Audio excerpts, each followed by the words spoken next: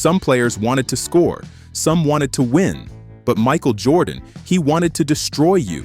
He wasn't satisfied with greatness, he chased perfection. Every move was calculated, every moment personal. You could study him, prepare for him, even know exactly what he was about to do, and still watch helplessly as the ball dropped through the net. He didn't just beat defenses, he broke spirits. Because stopping Michael Jordan wasn't a strategy problem. It was a belief problem. And the moment you thought you could stop him, you were already finished. This is why Michael Jordan was impossible to stop. Scene 1. The storm that never let up. They called him many things. Air Jordan, Black Cat, his airness. But the real ones, the ones who stood in front of him, who tried to stop him, who felt that pressure in their chest when he locked eyes with them. They called him something else, an assassin. Michael Jordan wasn't just a basketball player. He was a storm that never stopped moving, relentless, precise, personal. He didn't just play the game, he dissected it. Every step, every pivot, every fadeaway, calculated, every look, a setup, every move, an answer to a problem you didn't even know you had. And the scariest part, you could know what was coming. He'd tell you, baseline, fadeaway. You'd nod, you'd prepare, you'd jump perfectly, and it wouldn't matter. The ball would still drop through the net, and you'd just stand there thinking, what do you even do with that? That's what made Michael Jordan impossible to stop. Not just his talent, but his complete refusal to accept that anyone could stop him. Scene 2. The mentality C. Jordan didn't just want to win, he wanted to dominate. Dropping 50 wasn't enough. He wanted to humiliate your confidence, destroy your rhythm, and leave you wondering why you ever picked up a basketball. Teammates said he'd score 50, but still curse you out if you missed a free throw in the third quarter. That's how obsessed he was. He didn't believe in good enough, only perfect. That killer instinct, that edge, was what separated him from every other star. Other players played the game. Jordan hunted it. He didn't wait for moments. He created them. And when the lights got brighter, when the stakes got higher, he turned into something different, more focused, more dangerous, more inevitable. He didn't just rise to the occasion, he owned it. Scene 3, the era of pain. Today's fans talk about defense, about physicality, but unless you played in the 80s or 90s, you don't understand what Jordan faced. Hand checks were legal, elbows were normal. The paint wasn't a lane, it was a war zone. And Jordan? He walked through it like a king through enemy territory. He wasn't built like Shaq. He wasn't 6 feet 10 inches, 250 pounds. He was 6 feet 6 inches, 198, lean, quick, but somehow the toughest man on the floor every single night. He absorbed contact, mid-air hits, double teams, and finished anyway. He made pain look poetic. The Pistons tried to break him. The Knicks tried to bruise him. The Jazz tried to outsmart him.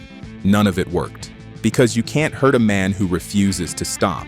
Scene 4, the art of precision. There's a beauty in watching Jordan work. The footwork, sharp as a blade. The balance, perfect. The fadeaway, mechanical, inevitable, unstoppable. Defenders said he wasn't playing basketball. He was performing surgery. He'd set you up for 40 minutes, making you think you'd figured him out. Then, in the fourth quarter, he'd flip the switch and destroy everything you thought you knew. Every pivot was art. Every fake was a trap. Every jumper, a lesson. And that fadeaway? It wasn't a move. It was a signature. He invented it out of necessity because by the mid-90s, defenses got bigger, younger, stronger. But Jordan adapted. He created a shot that no one could touch. It didn't matter who guarded him, a 6-foot 2-inch guard or a 7-foot forward.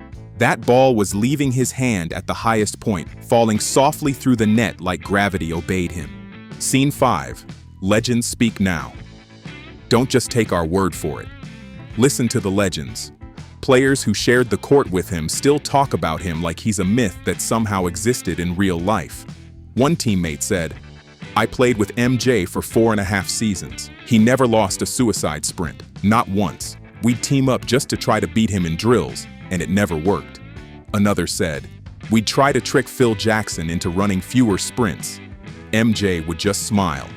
As soon as the whistle blew, he'd destroy us. That's who he was. A competitor who found comfort in pain, joy in pressure. And then came the defenders. They all say the same thing. If you stopped him, it was a miracle. If you didn't, it's just another night, because guarding Jordan wasn't about winning. It was about survival. Scene 6. The impossible grip. One of his peers once said the biggest difference between Michael Jordan and Kobe Bryant was in the hands. When Kobe got fouled, he had to shoot with both hands. When Mike got fouled, he'd switch that ball to one hand and still finish. Jordan's hands were enormous, like he was designed to play basketball. He could palm the ball, control it, fake you out mid-air. It allowed him to improvise, to switch angles, to hang and twist and finish from impossible positions. It wasn't just strength, it was control. And that control made him terrifying.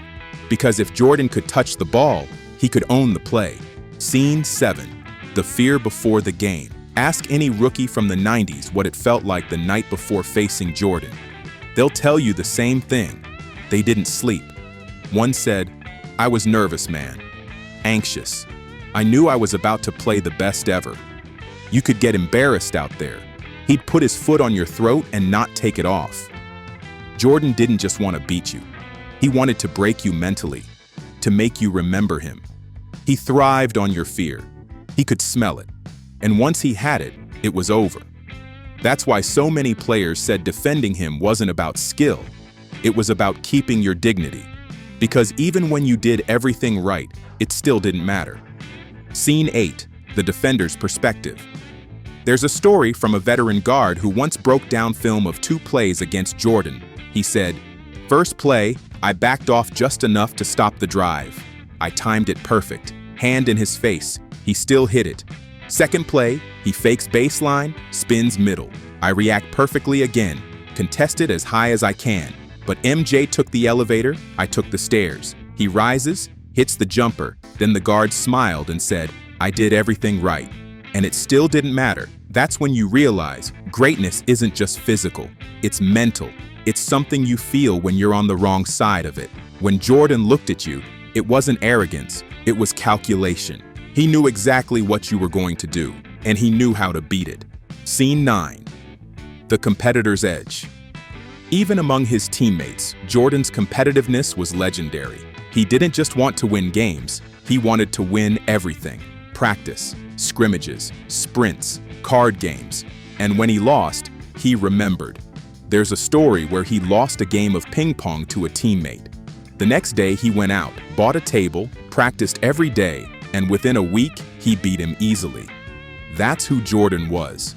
He turned everything into fuel. You could never relax around him because he was always looking for an edge, always searching for that next challenge. And that's what made him unstoppable. He didn't need motivation. He was motivation. Scene 10. The evolution of a monster.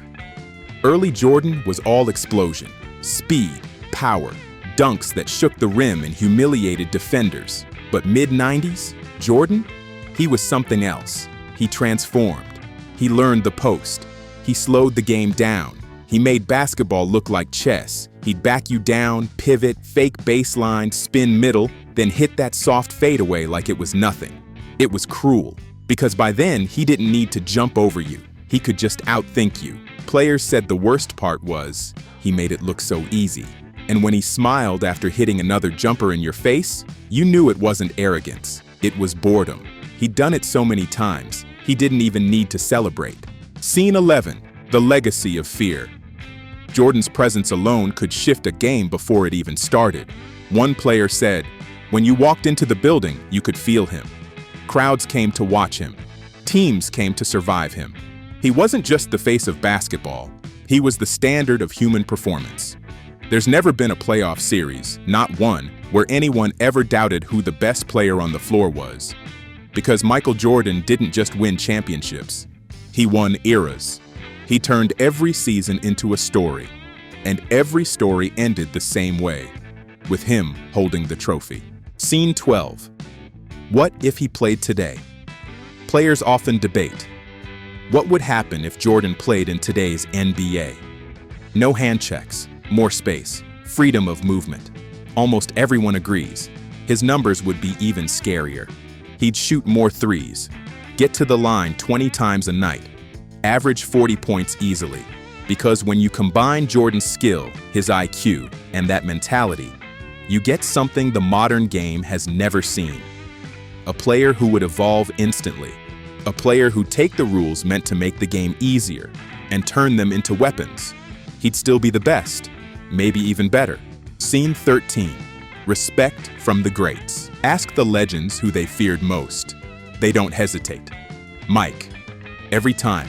Not LeBron, not Kobe, not Magic, not Bird. Mike. Because he wasn't close. Every night, every series, every era, he was the best. And not just statistically, spiritually. He made grown men nervous. He made champions look ordinary. He made defense look like a suggestion. And when you talk to players from that time, there's a tone in their voice when they say his name. Not jealousy, not resentment, just respect. Because they know what they saw. They know what it felt like. They know what it means to face a man who simply didn't believe in losing. Scene 14. Why he was different. So what made Michael Jordan impossible to stop? It wasn't just his fadeaway. It wasn't his hang time. It wasn't even his scoring titles or rings. It was his mentality. He didn't play for stats. He played for domination. He didn't want to just beat you. He wanted to leave you broken, wondering if you even belonged on the same court. He trained like no one else. He prepared like no one else. And when the moment came, he always delivered. Because deep down, Michael Jordan didn't just think he was better than you. He knew it. And that kind of belief? You can't defend that.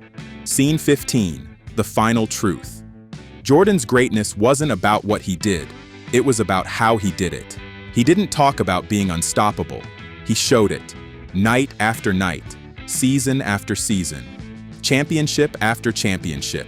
He set the standard for what greatness means. Not just in basketball, but in life. Focus, work ethic, obsession. That's the Jordan code. And that's why, even decades later, when legends talk about him, they don't sound like they're talking about a man. They sound like they're describing a force of nature. You could throw your best defender at him, double team him, triple team him. It didn't matter. Because you can't stop someone who refuses to believe in being stopped. And that's what Michael Jordan was. The man who made impossible look routine.